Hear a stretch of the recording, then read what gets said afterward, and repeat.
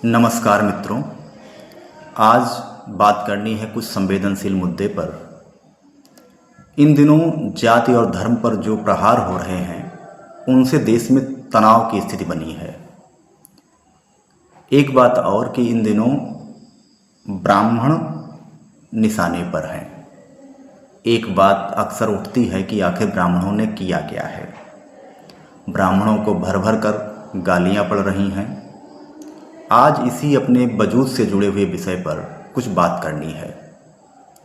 इन सब के बीच में एक जो मानवीय विकार के रूप में क्रोध उत्पन्न होता है, पहले उस पर बात की जाए। क्रोध मनुष्य की भावना का सर्वाधिक प्रभावशाली उत्प्रेरक तत्व है, जो व्यक्ति की निजता से जुड़ा हुआ कारक है।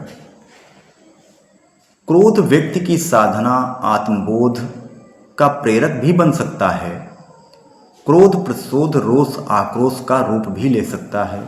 क्रोध का भाव व्यक्ति की आस्था पर लगने वाली चोट पर निर्भर करता है।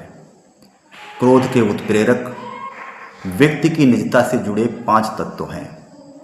पहला राष्ट्र, दूसरा धर्म, जाति, परिवार और स्वयं व्यक्ति।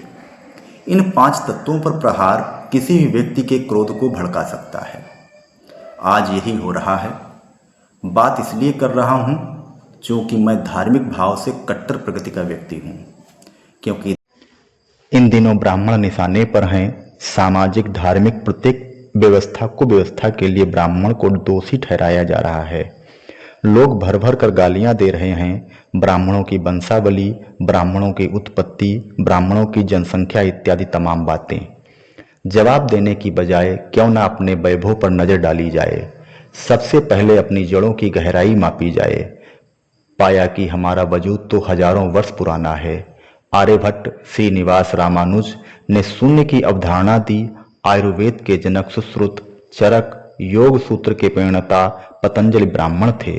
राजनीति में चाणक्य, रणबांकुरे पेशवा ब्राह्मण थे। प्रथम स्वतंत्रता संग्राम में पहली गोली दागने वाले मंगल पांडे, खूब लड़ी मर्दानी रानी लक्ष्मीबाई, चंद्रशेखर आजाद, सुखदेव, राजगुरु, बाल गंगाधर तिलक, तात्या टोपे, गोपाल कृष्ण गोखले से लेकर लखीमपुर के राजनारायण मिश्र तक अनगिनत प्राण न्यौछावर करने वाले क्रांतिकारी ब्राह्मण थे। हिंदी व्याकरण के जनक दामोदर पंडित, आधुनिक हिंदी व्याकरण के जनक कामता प्रसाद गुरु, संस्कृत व्याकरण के रचयिता महर्षि पाणिनि, राष्ट्रीय ध्वज के डिजाइनर पिंगली वेंकैया, राष्ट्रगान राष्ट्रगीत के रचयिता ब्राह्मण थे। खेल जगत में सचिन तेंदुलकर, विश्वनाथन आनंद, राहुल द्रविड़, सौरभ गांगुली, न जाने कितनी खेल प्रतिभाएं ब्राह्मण हैं। लता मंगेशकर, आशा भोसले, किशोर कुमार, अनुराधा पोटवाल, उदित नारायण, राजकुमार, अजय देवगन, अनुपम खेर, मनोज वाजपेयी, न जाने कितनी अभिनय, गीत, संगीत प्रतिभाएं ब्राह्मण हैं। कोई ऐसा क्षेत्र नहीं जहां ब्राह्मण का वजूद न झलकता हो। यहाँ तक चरण स्पर्श, नमस्ते, नमस्कार संस्कारों में भी ब्राह्मणों की अभिवादन विधा है। आखिर कहाँ तक हमारे वजूद को नकारोगे? हम तुम्हारी भाषा, संस्कारों, सांसों में समाये हुए हैं। हमें गालियां दी जा सकती हैं, लेकिन हमारे वैभव, अस्तित्व को मिटाया नहीं जा सकता।